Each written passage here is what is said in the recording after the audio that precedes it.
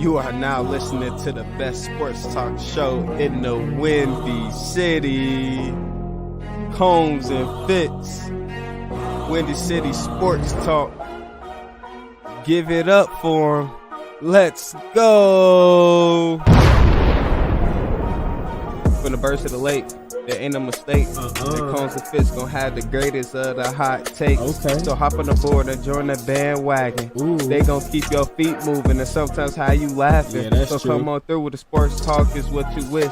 The West know what's up and don't miss. Fitz gibberish. It don't matter what team you playing, but West gonna burn that flame. So put your team on the map. Guess what? We gonna do the same. From Comiskey to Wrigley. What? From Soldier to UC. Okay. Windy City Sports is where you need to be. But there is no furthermore. You get the jits. So let's get the rest for Combs and Fitz. And what is going on, Windy City Sports Talk fans? It's your boy Brandon Combs and my guy Ryan Fitzgibbons. You guys see it on the screen. Friends for Fitz. Fitzy, tell us what Friends for Fitz is all about. Yeah, Friends for Fitz is something we started a long time ago for my cousin who was sick most of his life, Billy Fitzgibbons. Was actually one of our first fans of this show. Even talked to us at one of our remotes at Bourbon Street once about football because he was a rabid Bears fan. Great guy though.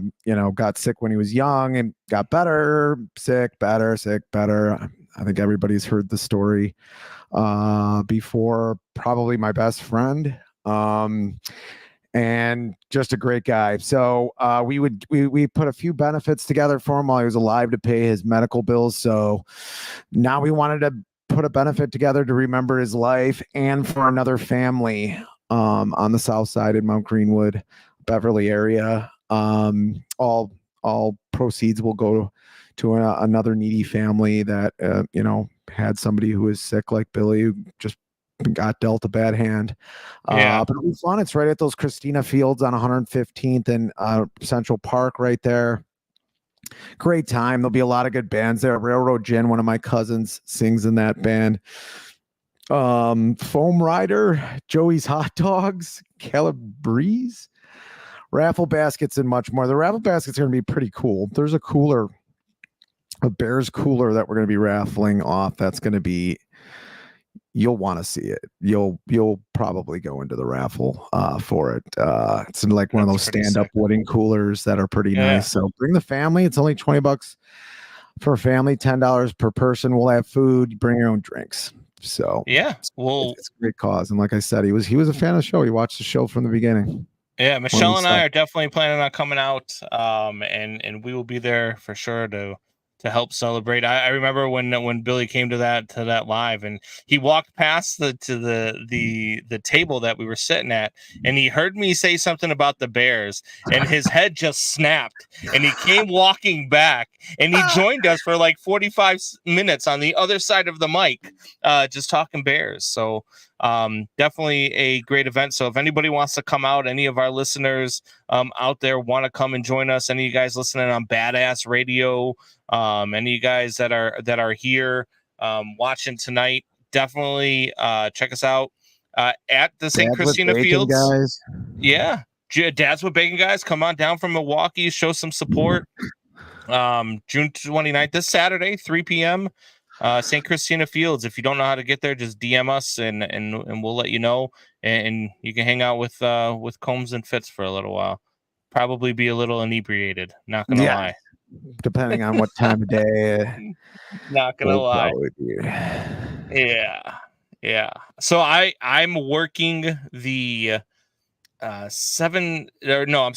to 10 and then the 10 to 12 shows at the radio station that day. So I'll be there right after that for sure. There you go. So it's not that bad. 4-hour stretch. Yeah, not bad at all. And that's all that will ever be said. Thanks, Jeremiah. That's fantastic. Yeah, absolutely. So we'll see everybody out there Saturday, hopefully. Speaking of people that listen on Badass Radio. Yeah. I heard you're famous, Fitz. And I hope Mark Spencer. I hope I'm not ruining his last name. I think was his last name. Was in Lansing, where my in-laws live. Went to this little Mexican store that we love that has great salsa, great guacamole, other stuff. I obviously got a few beers there. It was a Sunday, and I'm walking down an aisle and like, excuse me, a guy starts like looking at me. I see him again and he's looking at me again and he's like, do you have a And you were going to fight him, weren't you? You were going to fight him, weren't you? You don't like when people look at you. Were you going to fight him? Don't lie.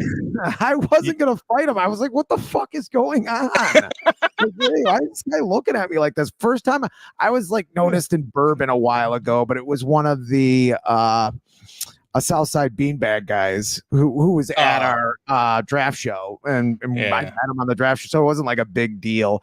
But this was like, what the hell? Like nowhere near the South Side of Chicago, and sort of near. But he said he listened to us on the Badass Radio Network, and then found us on YouTube.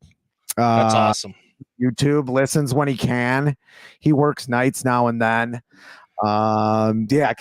Michelle, can I get your autograph? That's exactly what my wife said. Did you watch your autograph?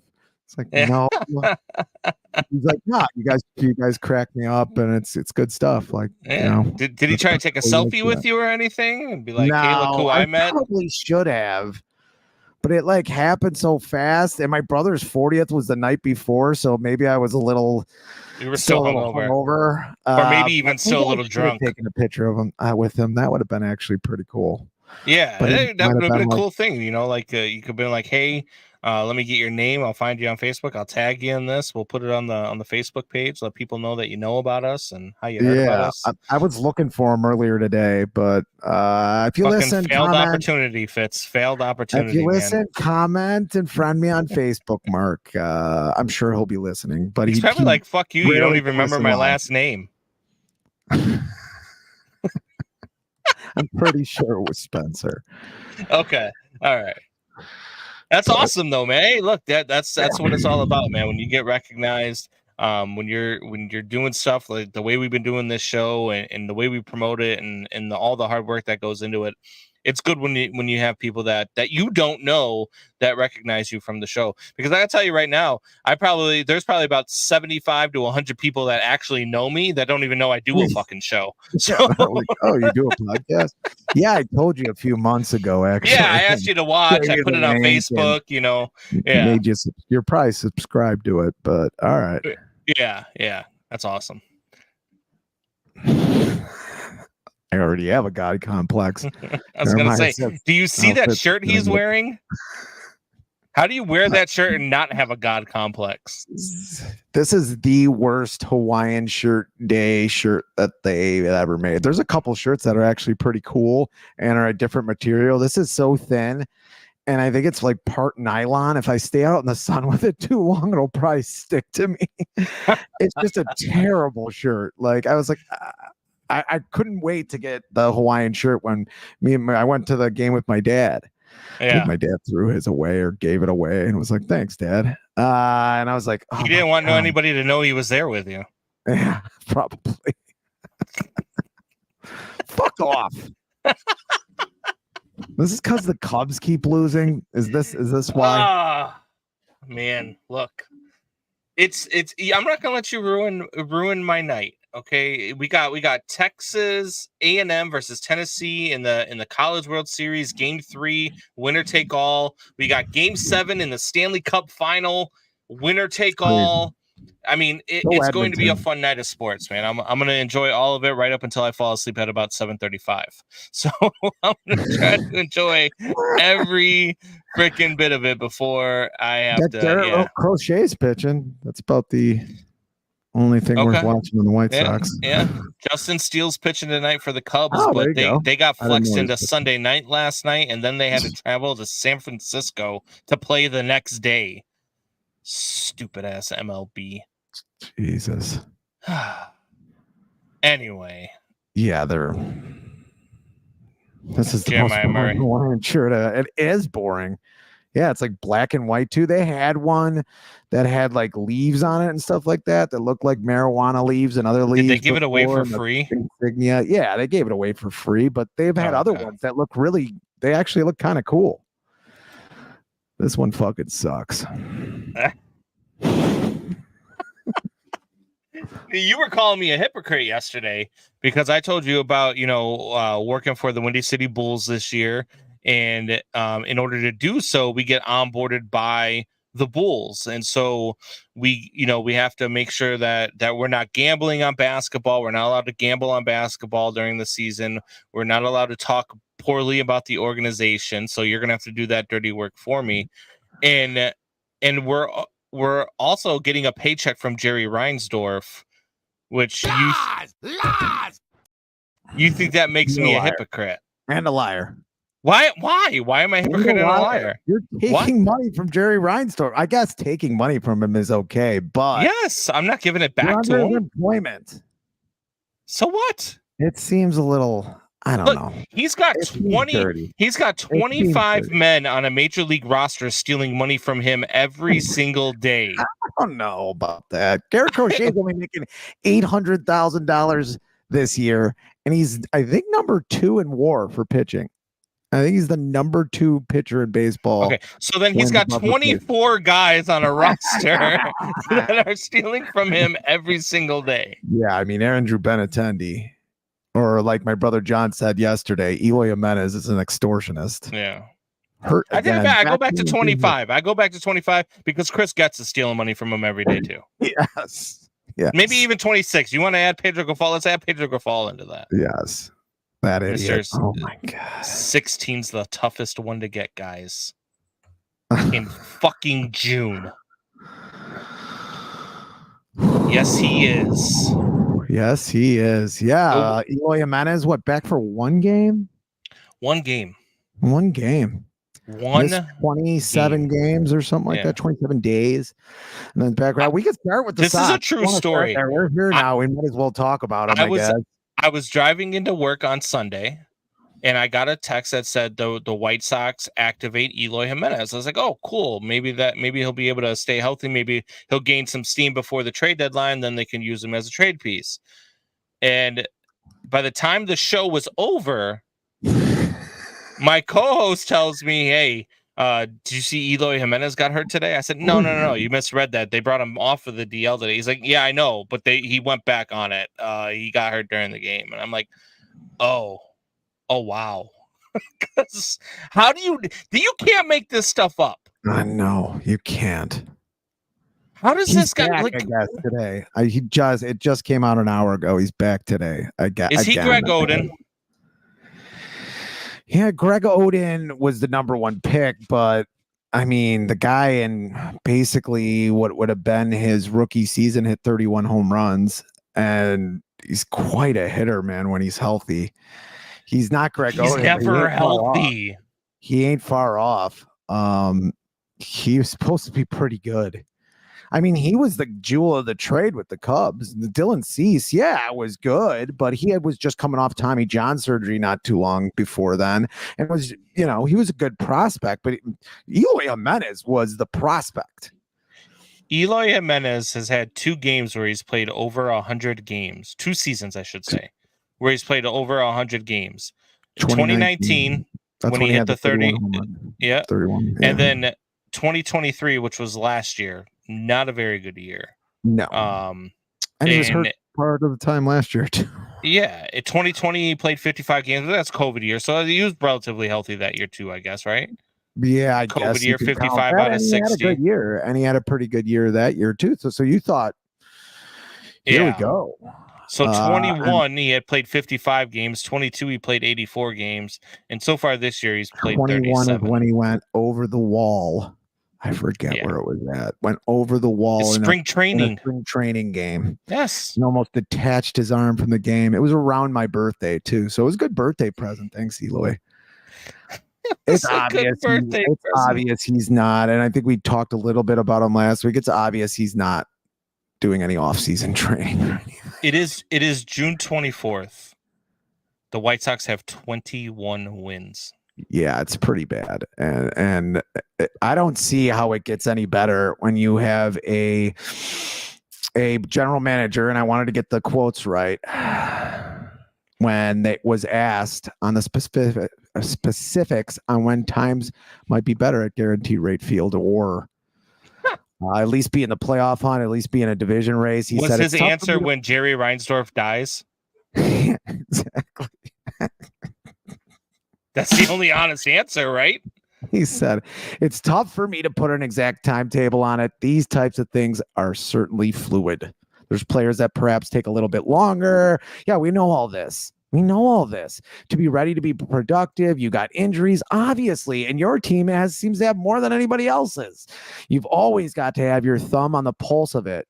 Well, if you got your thumb on the pulse of it, wouldn't you know to be able to adjust the you've said nothing so far. And then he goes on to say, I don't think it would be appropriate or accurate enough to put a date out there in which we feel like we're ready to compete for the division. You're the GM. Who else is going to say, who else is going to put a timetable on it? Just say something. Say 2026. We think, maybe we can be good by 2026, 2027. I don't know. Artie, I have known you since you were a boy. So I think I have the requisite experience and insight to aver that you are and always have been penis cancer in human form. Why does everybody that is attached to Jerry Reinsdorf and Jerry Reinsdorf himself talk like a fucking con man? He's just, I can't even explain how poorly this organization is run, and why it drives me so freaking insane is because they talk to their fan base like their fan base has no idea what is going on. They talk to their fan base like their fan base is a bunch of freaking morons. They sit there and they tell you, oh, well, I don't think it's fair to say we're ready to compete for You're 21-58. You're not contending with anything except for the 1899 Cleveland Spiders for the worst team ever assembled. The Cleveland Spiders. That is the only thing you are competing for. You're not competing for a division. You're not competing for a wild card. You're 21 games out of the wild card. Well, I think he was, in his defense, they were kind of asking him when they think, don't like, defend maybe him. Not this year. Don't defend him. And what you year son of a you bitch. Don't defend like, even him. The con would tell you we're aiming towards 2021. That was always the year. Now they made the playoffs in 2020, great, but that's what he was aiming towards. Like you, as a GM, you son of a bitch. You gotta say. Southside, stand up. Sit down. We've please. got all of these freaking people in this organization. Do not defend them. There's no defense for Chris Getz to even have a job as a general manager. This man was hired as a guy who failed forward. He was terrible at his job in the minor league. He was the director of player development in the minor leagues. That is the 27th ranked farm system heading into this season. He was failing at his job, and they promoted him. And why did Jerry promote him? Because Jerry didn't want to pay anybody that would be worth the money. Jerry doesn't want to win. Jerry doesn't care. Jerry wants to collect money. And I'm happy every time. Look, I know we talk about it all the time, and I know you always like to say that I care more about how many fans are at Comiskey, and you hope I care about Michelle as much as I care about that. I love seeing that stadium empty. I wish Cubs fans would sit in empty stadiums as well. I wish they would do that, push that forward to Jet. Imagine what Tom Ricketts would do if this stadium was empty. If he's going to spend $208 million for a failing team when the stadium's full, imagine what you would force him to do if you would just empty out the stadium. Jerry's not making money this year. Jerry's going to lose money with the Chicago White Sox this year, and that's just a fact. There's no way he's making money on this team. There's basically rent free there. You get money from TV. You do have some national games. You've already had a couple of games that were on Apple TV. I don't know. They say they lose money. He says he loses money every year, but I think it's a bunch of bullshit. Their payroll is way down from last year. Like, Jeremiah, that comes from the top. Jerry looks us as ignorant ants that he will squash whenever he sees fit. If penis cancer could have penis cancer, that would be Jerry. It's hard to disagree with Jeremiah there. I mean, we've talked more about it. It's been in a lot of Fitz gibberish, what he thinks of fans and what he thinks of people. He's like one of those kids that, when you might have gone to grade school or high school with, who don't think you notice what terrible people this person is. He doesn't think anybody notices. Like, I'm sure you've grown up with a few of these kids who just do whatever the fuck they want. They don't think anybody notices that they're a fucking ass. And then Chris gets saying, "Oh, I have my thumb on the pulse." Bullshit. You got your thumb on the pulse of anything. You don't know what's going on. This is the same guy that in spring training was asked, "Hey, what do you like about the team so far?" And he's like, "Well, when we gave up a triple today, our pitcher, backed up third base. And when you see guys backing up third base in spring training, that's a good sign. And if you're a little league team, that's a good sign." Yeah. Not if you're a major league ball club collecting major league dollars trying to play a major league schedule.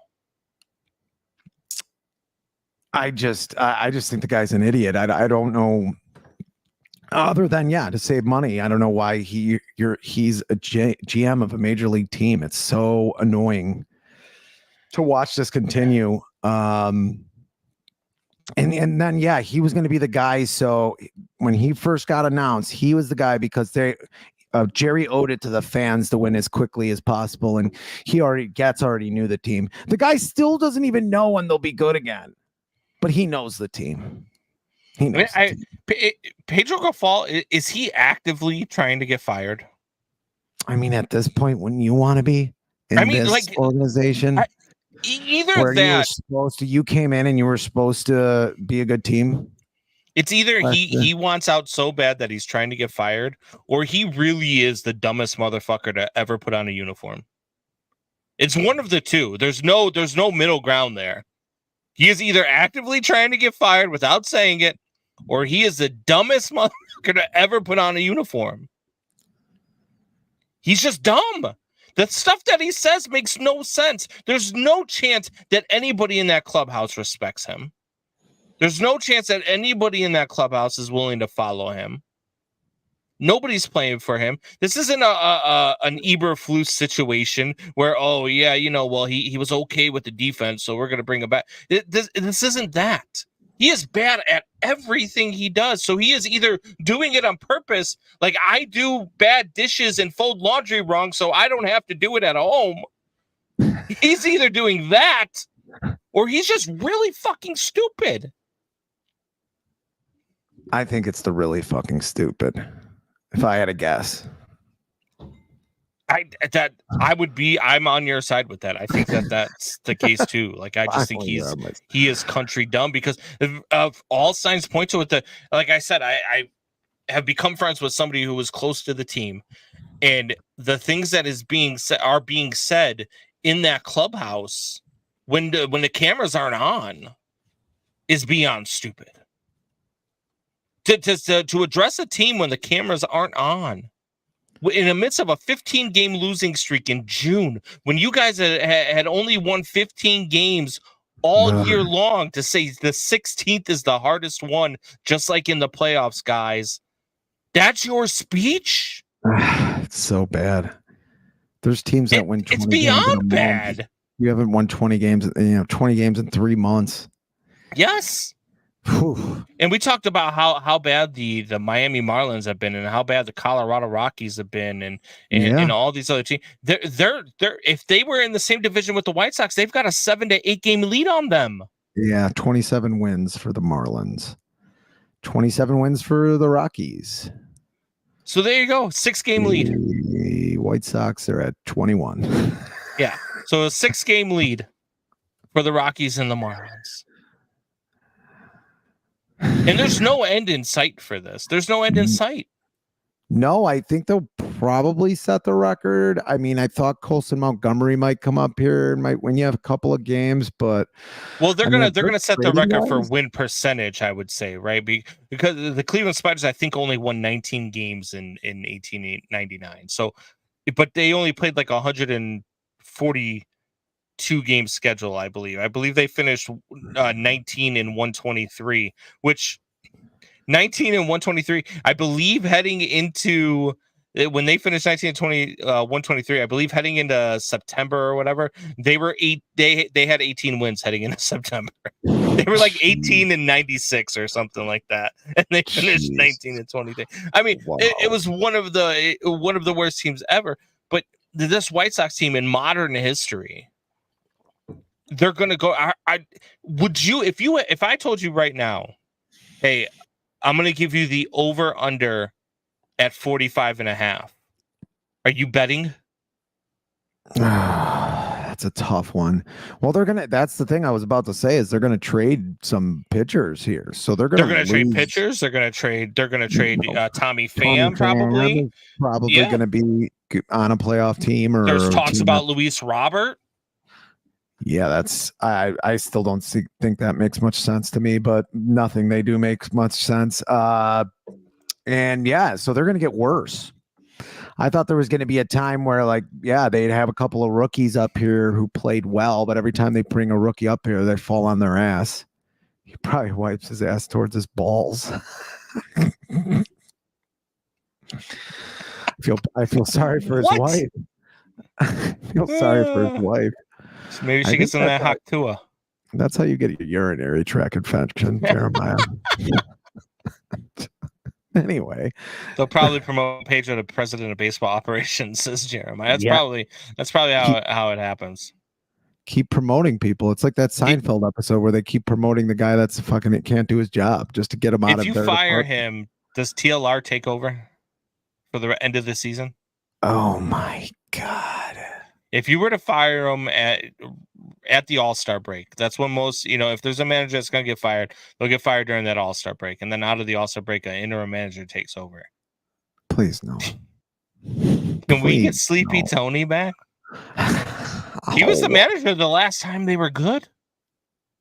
Did you know? I think we said it last week. The last time there was a playoff team in Chicago, Tony La Russa was the manager of that team. Can you believe it? It's gross. Sports, yeah. Can you believe it? It's so gross. 2021. How much bad? I know you attacked me on Facebook about it the other day.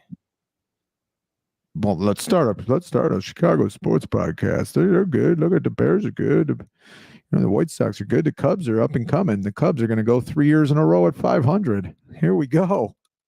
Cubs are 500. Here we go. For 2.5 years. The White Sox. I mean, this is... Dude, I changed my whole career to work around this industry right now. I was a carpenter, man.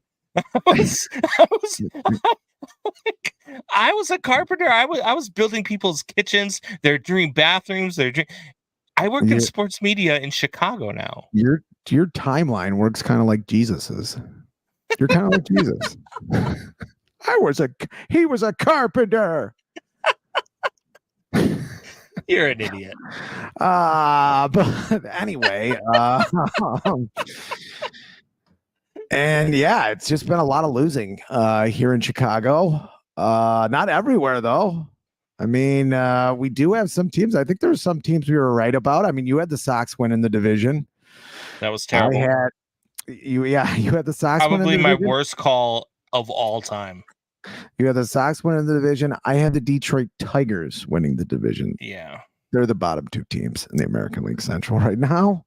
I had the Minnesota Twins when I did my bets, my gambling bets. I had Minnesota winning the Central, and I had the Cubs winning the Central.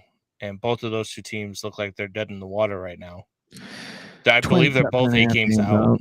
Yeah, 7.5 for the Twins, and the Cubs are 8. Yeah. Yeah. Oof. I didn't think the Guardians would be this good. They've almost won 50 games.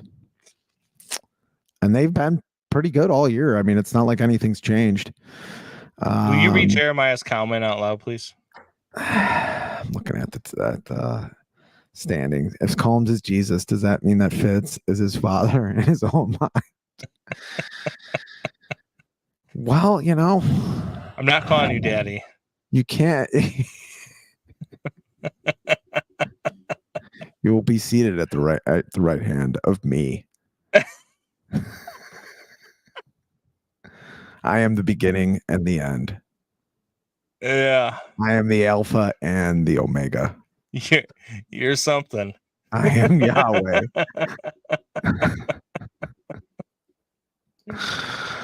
Anyway. No, when you start looking at division by division, right? We know the White Sox are out of it. But when you start looking at the standings, is there any team that stands out to you right now that you're like, wow, I didn't see that coming? Yeah, I mean, the Guardians, I didn't see that coming. I mean, Mariners, I think we were both, I picked the Mariners to win the division. Yeah. But yeah, I remember that. And I had the Rangers. I mean, that one might pop out to me at 37-40. They got to have like a $230 million payroll right now, maybe more. I mean, they're Phillies, of the American League. Them being 37-40 is that's eye popping. Well, here's what pops out to me. The fact that only 5 teams in the National League are above 500. That's crazy. Only 5 teams: the Phillies, the Braves, the Brewers, the Cardinals, and the Dodgers. Do the Cardinals pop out to you?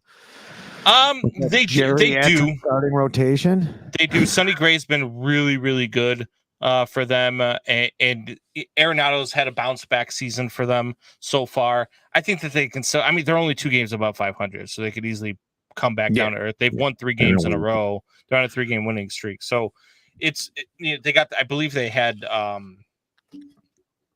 Who'd they have this way? I think they had Miami or something this past weekend. So it was no shock that they won 3 in a row. But yeah, I mean, when you look at the wild card standings in the National League, the Braves and the Cardinals are at the top, and the Padres are third right now at 41-41. The Nationals are a half game out. The Cubs are only 2 games. The Cubs are 37-41. They're 2 games out of the wild card. Jesus. So they're buyers. So you're a buyer as a Cubs fan. I had the Cubs winning the division, by the way. So I don't feel as bad as you do with the Sox, I'm sure, but I thought this Cubs team was going to be a lot better. And on the 7th day, he Fitz gibberished. You get a rib shot there, Jeremiah. But yeah, no, I didn't. I don't think anybody had the Cubs this bad. I really don't. I mean, if you thought that the Cubs were going to be this bad, then I mean, kudos to you for knowing what nobody else knew at the time. But just about everybody was picking them to win the division after they signed Cody Bellinger. I didn't expect the bullpen to be this bad. They've blown 17 saves. Yeah. They haven't even played 82 games yet. They're not halfway through the season. They've won 17 games. I was just looking at bullpen for the Cubs, and this article came out here. I'm going to read this quote, and you tell me when Jed Hoyer said that. He's talking about how they built bullpens with inexpensively with guys on 1-year deals. We've been building bullpens that way for a while. This is Jed Hoyer. This year that hasn't worked yet, and that's on me. That hasn't lined up the way we kind of expected it to. We'll get there. I think we have a lot of power arms in the minors and in the organization, and we're going to get there. But that area that we've had a lot of success for a while, it hasn't been an area of success this year, and that's on me. When did he say that? Of course it's on you. When did he say that? Yesterday? He said that May 23rd of 2023.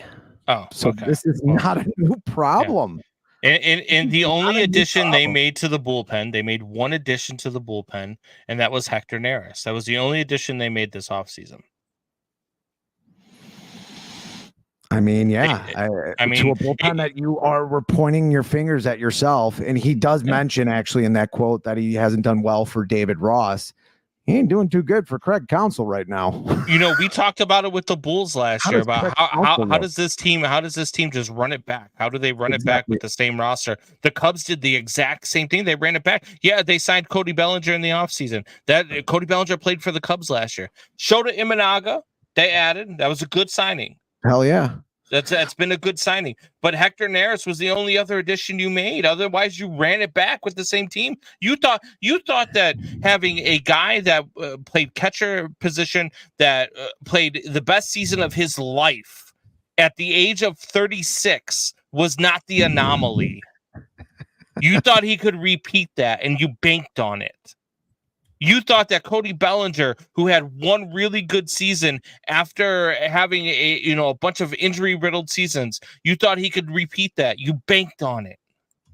You thought Seiya Suzuki was going to be Ichiro Suzuki with more power. You banked on it. You've missed on all of this. You've missed on Dansby Swanson right now. His contract's no better than Jason Hayward's. We mentioned that last week. He is Dansby Hayward. And I will call him that until he starts proving to me otherwise.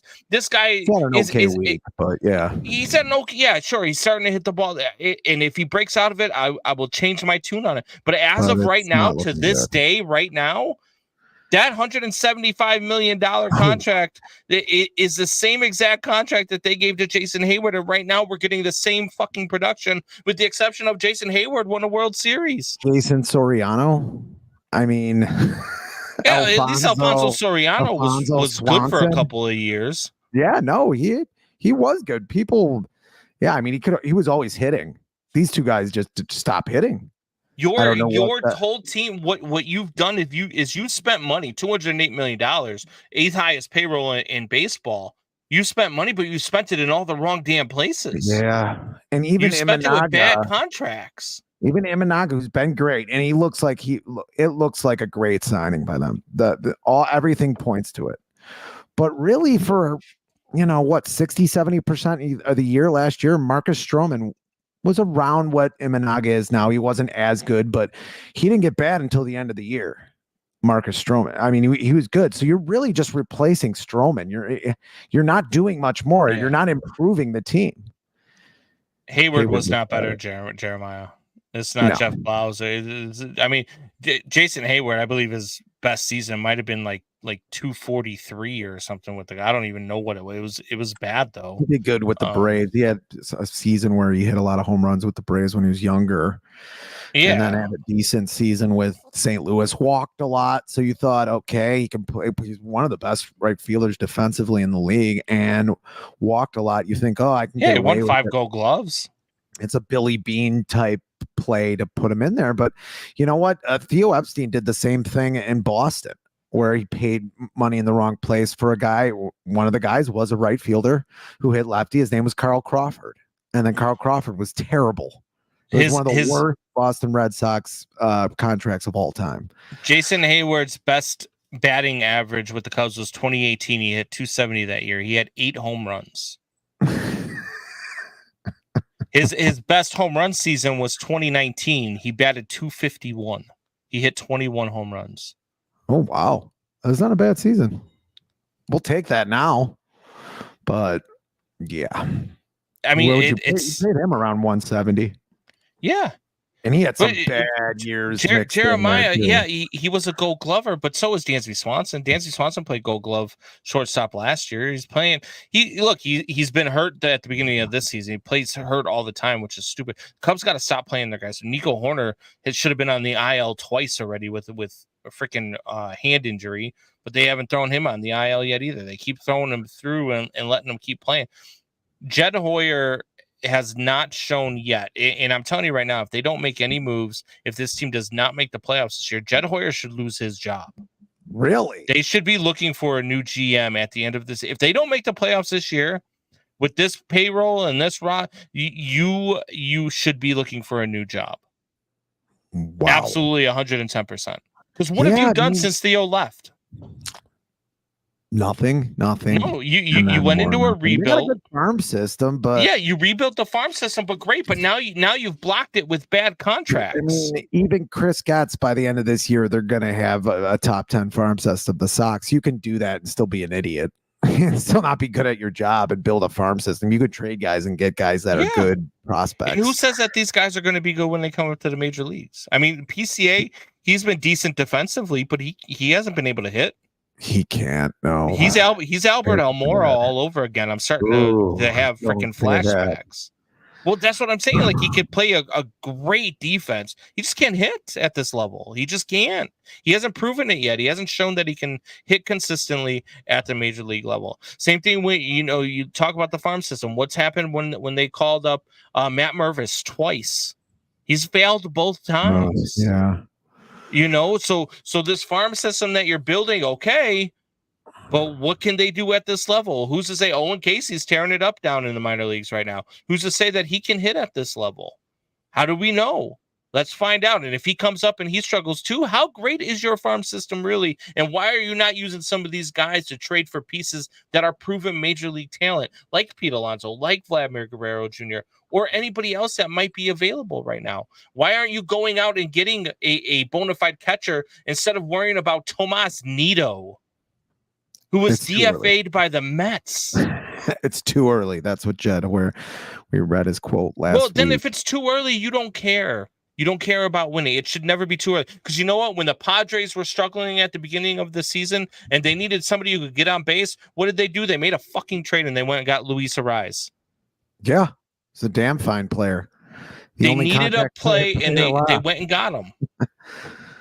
And yeah, I mean, even Cubs fans have been pretty, I don't know if you want to call it ego, arrogance, when you put out there about the Cubs and they're like, oh, they got a good farm system. They're good. They're going to be good. And it's like, they've been 500 for a long time now. Yeah. If you're not, nothing. Why can't you at the deadline? And we were talking about this yesterday over the phone. Why at the deadline, why can't the Cubs add and subtract at the same time? Why don't they look into trading maybe Ian Happ, trading maybe even Cody Bellinger, and going out and making them the primary piece and going to get a guy like Pete Alonso or Vladimir Guerrero Jr. or getting both one of those guys and getting the closer that is on that team? Why not go and make those moves? Why not just blow it up and send shockwaves through your locker room that says, hey, none of you motherfuckers are safe. So start performing to what you're paid to perform at. Yeah, some accountability. Sometimes you got to do it. Doubting Thomas joining late probably fell asleep in Jeremiah's bathroom. I mean, it's in the tub with the candles. Bathtub. Yeah. Why is Fitz dressed up for the club this week? I mean, this is a great White Sox Hawaiian shirt. Yeah. Right. Jeremiah Chess Club. Here's what's going on, Doubting Thomas. Is what happened was for the last week and a half, Nicole has not been able to keep her hands off of Ryan. So he's just tired. So he wore something that she would never touch in a million years. Yes, who would? That's what's going on. Oh, it is pretty bad. Maybe I will go out to the club. It's time. You look like you should put a gold chain and unbutton the top two buttons and just drink malt liquor from a freaking cup. I wish I was drinking this week. I'm not.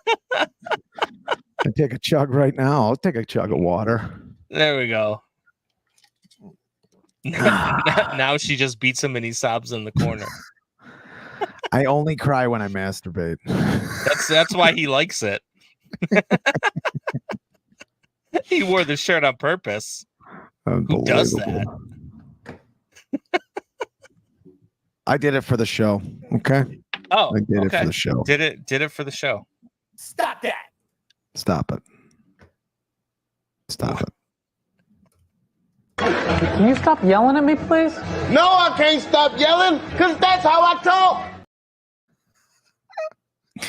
Because I'm prepared to fuck somebody up, so you can take it as what it is. Get him, Tommy Pham. That was actually that wasn't Tommy Pham. That was actually live footage of Fitz putting on that shirt.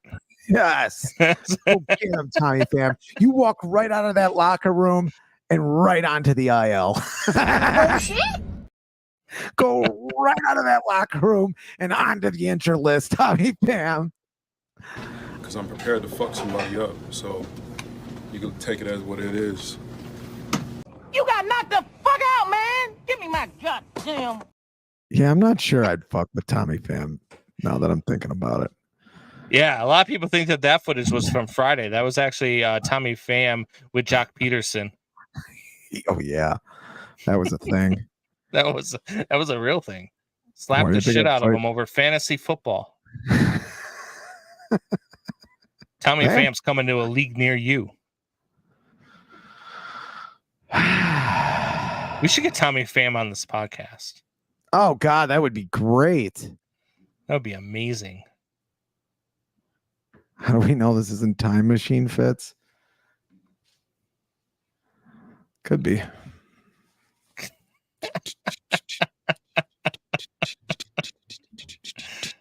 Oh my God. We just lost all I've seen this one. I've seen this one. This is a classic.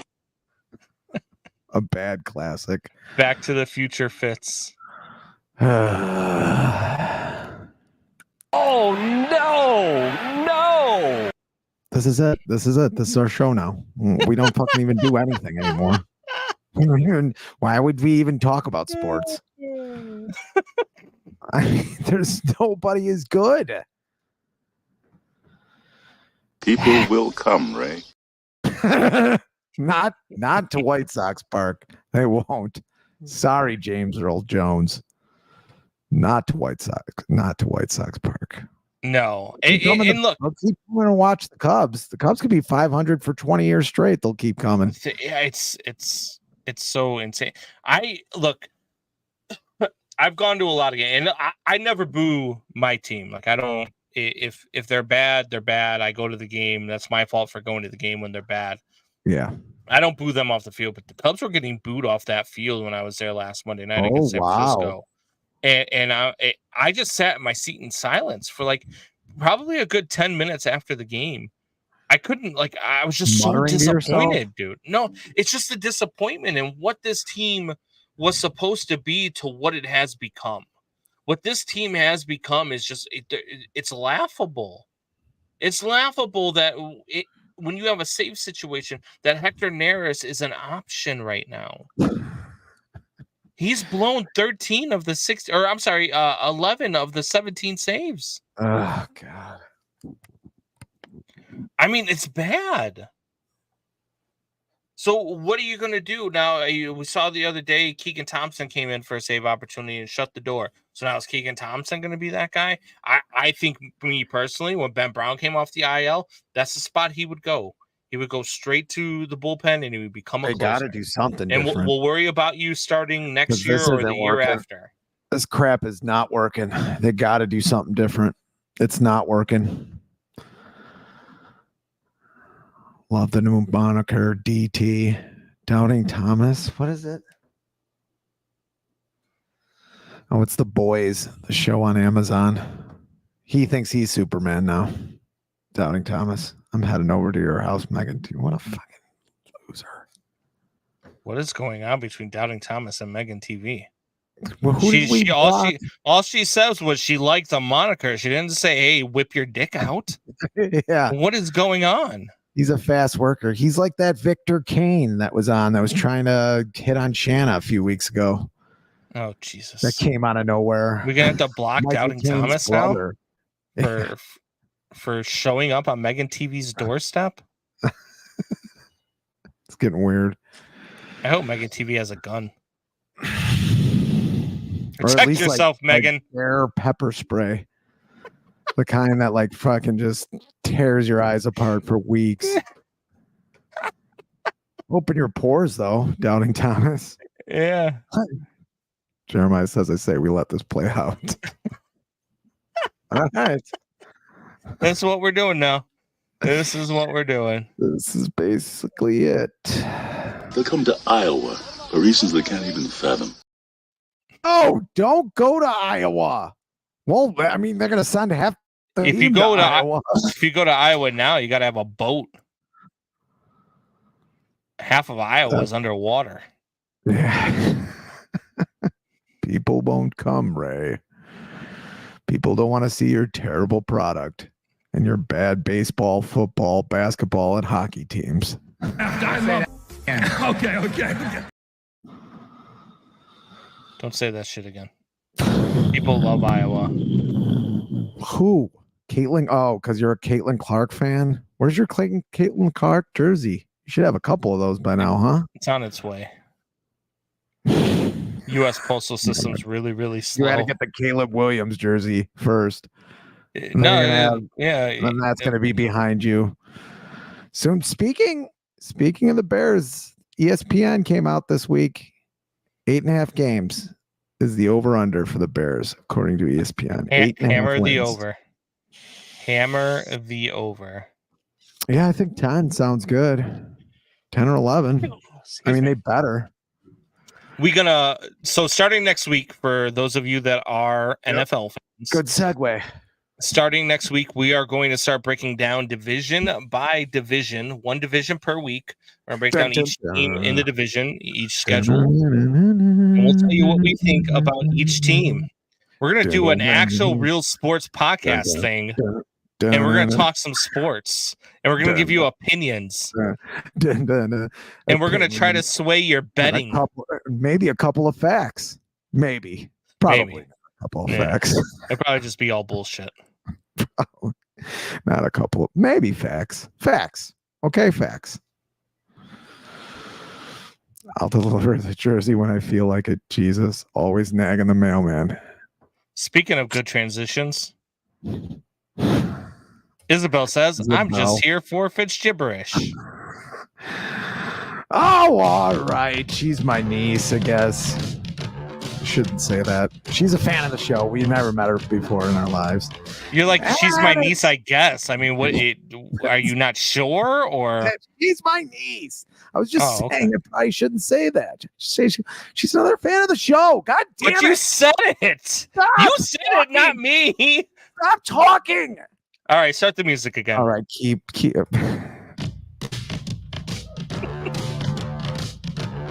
All right, it's Fitz gibberish. Thank you, Isabel. She is my niece. We'll cut that out. No, we won't. It's Fitz gibberish. It's a diatribe. It's conspiracy theory. And yes, it's an island in the middle of unapologetic. And we might sometimes clip it out. It's sports talk. We talk about a lot of facts here. Facts and figures. Last week, right after the show, the news came that Willie Mays died. And we at Windy City Sports Talk had a heavy heart when the news broke. Like metal scavengers riding through town, looking through the trash, we wondered if he was the best player ever on social media. Hard to beat him. The guy was one of the best defensive players of his time and one of the most important positions, center field, which the Cubs do not have one in the Sox. Center fielder always gets hurt. But anyway, he's also the only player to have 300 home runs and 300 stolen bases, 400 home runs and 300 stolen bases, 500 home runs and 300 stolen bases, and 600 home runs and 300 stolen bases. One of the best aspects of baseball is you can watch it obsessively for 35 years and still be mind blown by a single stat. But that's not the only thing Willie did that made him and his fellow players of his time great. In a conversation from a long time ago from the Baseball Hall of Fame, a young A-Rod, still looking like a frat boy who date raped your daughter. Whoa. Wow. He was talking to Willie Mays. I cannot find the clip because the internet is a dumpster fire sandwich with sex trafficking in the middle. But the thoughts of Fitz gibberish are that of Ryan Fitzgibbons and that of Ryan Fitzgibbons only. Are we going to come up with a disclaimer once? No, we're going to have to. We never did it. But I remember the conversation well. A-Rod was gloating about how he has to work out hard all off season, and the guys back in the day didn't do any of that. Willie looks at A-Rod like a teacher that realizes one of their kids has a learning disability and says, "You dumbass, I had to work in the off season and didn't have any time to work out." A-Rod looks as horrified as most do during his baseball broadcasts and nervously laughs. Yeah, Willie Mays and Willie McCovey sold cars in San Francisco. Willie also was a real estate agent for a little while in the offseason. Jackie Robinson, who Combs said wasn't a very good player, won the MLB NL Most Valuable Player. Not what I said. That is what you said. Awarded I said he's not top 20.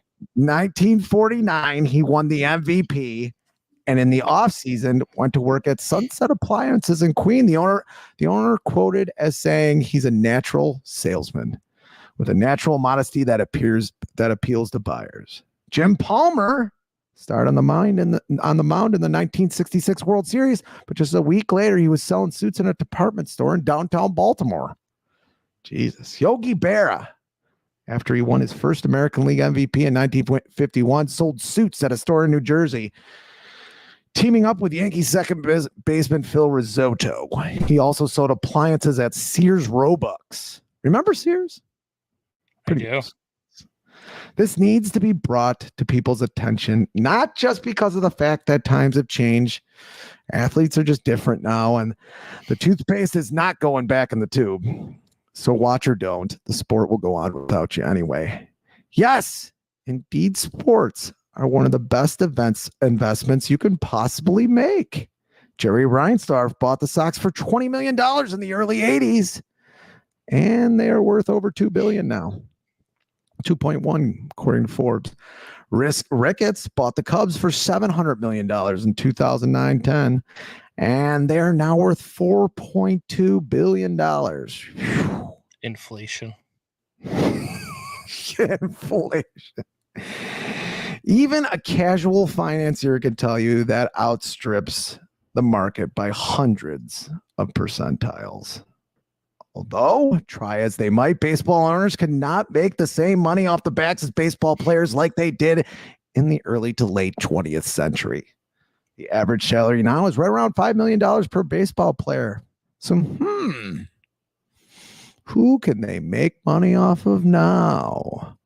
Because, according to Tom Ricketts, when over 3 million small businesses were shut down and countless millions of lives were shattered due to COVID, his losses were biblical.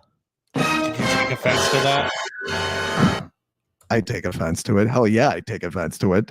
I mean, he's talking about you. The Cubs' profits after everything they had to pay out from when Ricketts bought the team when Ricketts bought the team in 2009 to 2020 were an estimated $573 million. And I rounded down to be conservative. They lost $73 million in 2020. That's bad, but not biblical. And they've made $250 million since. The Sox tell us they lost money every year. But with playing in a stadium that's almost rent-free, that is most certainly a rotten Reinsdorf lie. I think he's lying about that. I think they make money. So where are they going to find that extra money? All these numbers are thanks to Statista.com. And this is the average ticket price per game from, I think, 2006 until now. I'll show it on the screen. So it's roughly gone double from 2006 to 2023. Jesus. So yeah. And where can you watch a game on TV now? Sox have 6 games on Apple TV. I said they've already played 2 games there. And sure, the Cubs will have more this season.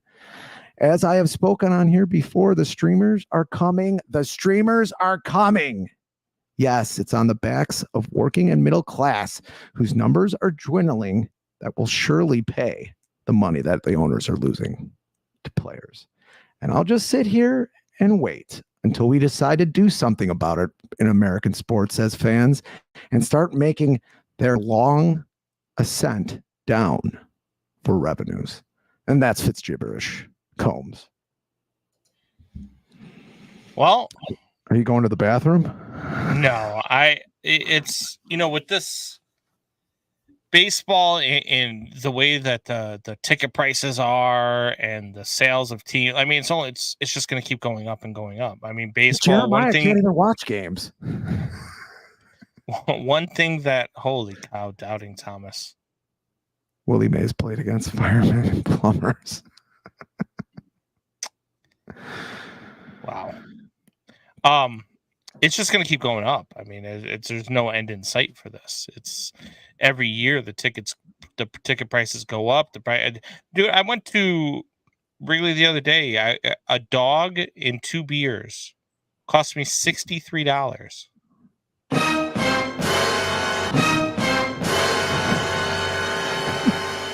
That's insane. Yeah. How do you even bring like a whole family to the game? Like my little brother has 5 kids. Like what you'd have to pay for their hot dogs on layaway. It's to the point now where when we used to be like with buddies, you'd go to a game and one guy would buy the tickets, the rest would buy the beer and the dogs, and that would cover the cost of the tickets. Yep. Now you fight over who's going to get to buy the tickets because nobody wants to buy the beer and the dogs. Yeah, they also Statista also had the price of condiments, like per condiment, and they went up even more. It was like 2.5. I was just going to take the ticket price because I guess you can go to a game and not eat something, but if you're there for 3.5 hours, like what the fuck? Yeah, I'll go. The way I do it now is I'll go to DraftKings, the sports book right there at Wrigley. I'll go sit in DraftKings right before the game, and then I will go into the game, and I won't eat or drink anything until after. I don't blame you. It's just not worth it. And now, I mean, in 30, 40 years ago, they had Hawk Vision and people basically boycotted the Blackhawks because they had Hawk Vision. You had to pay to watch Blackhawk home games. Yeah. Now we gladly pay for games that aren't even fucking home games. We'd gladly pay the money to Apple, to Amazon Prime, to all those. So it just gets... I mean, they're never going to sacrifice profits, I guess. They're always going to try to find ways. And now Bill Wirtz looks like he was a visionary of his time, which is insane. And we just take it. We just keep taking it. We'll just keep watching sports. You started out one day where we can't afford it anymore. Yeah, exactly. You started out, Fitzgibberish, talking about the passing of Willie Mays.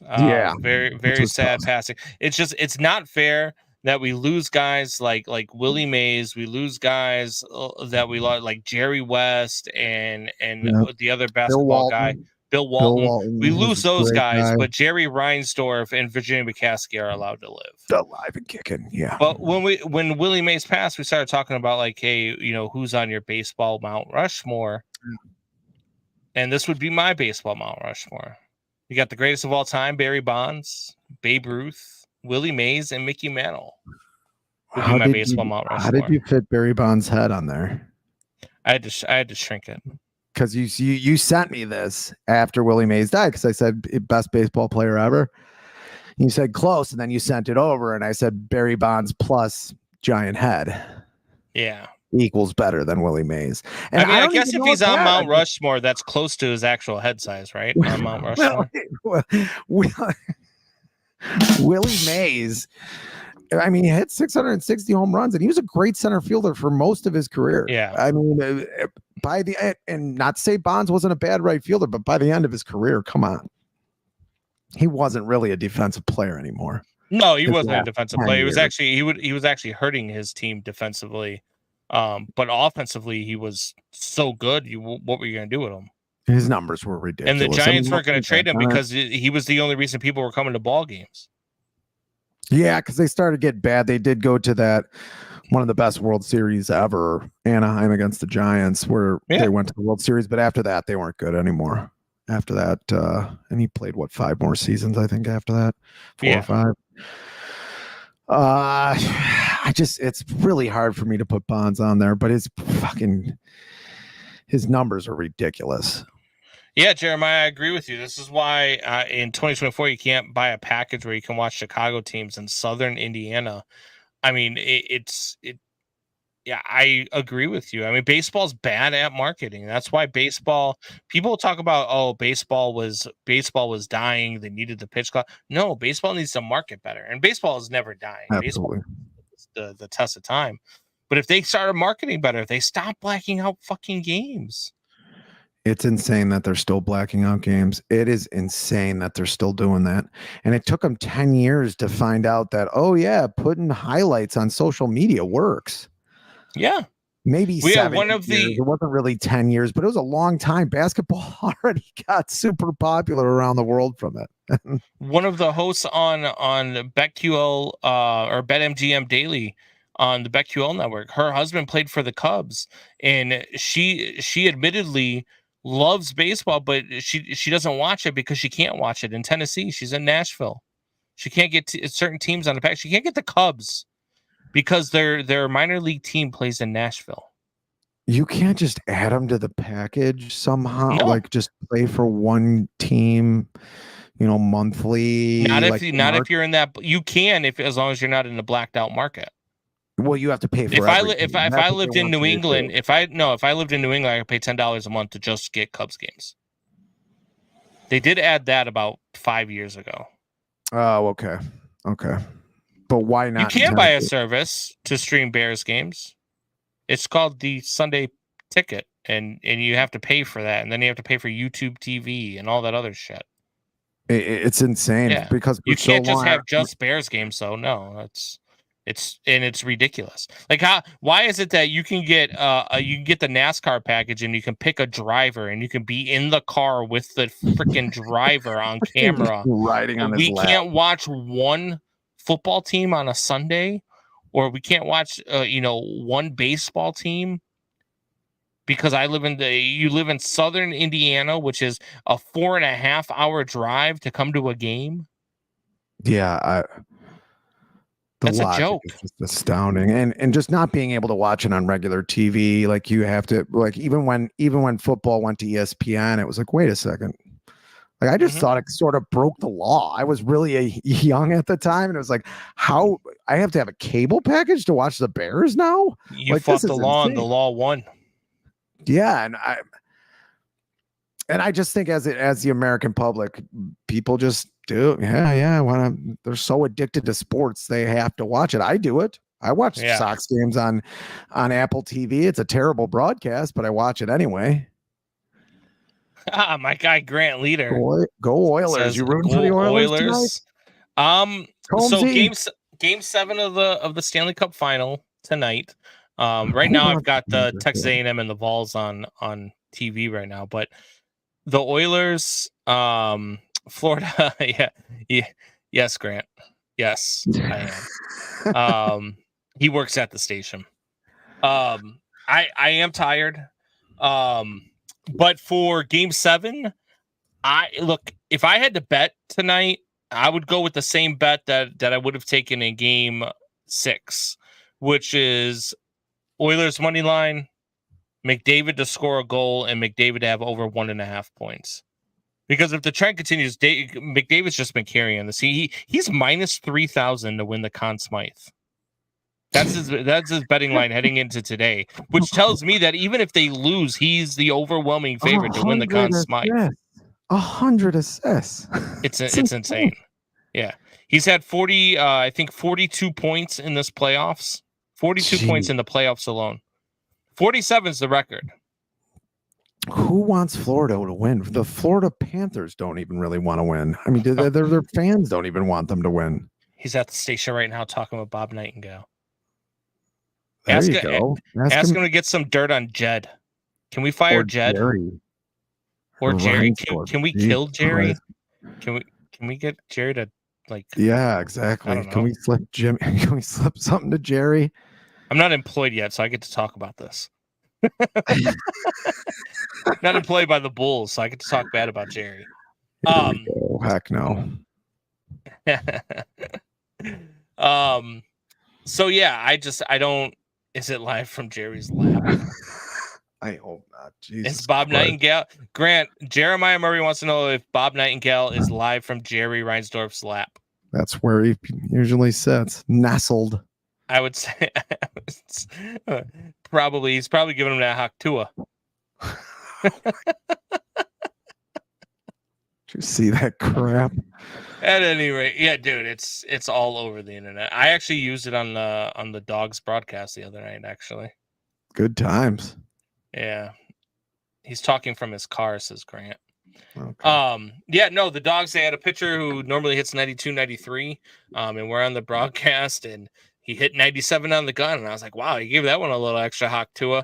I thought I thought the color guy Hunter, I thought he was gonna fall out of his chair. He was laughing so hard. Haktua. Yeah. So at any rate, we're gonna leave you guys on that note. It's been a hell of a day.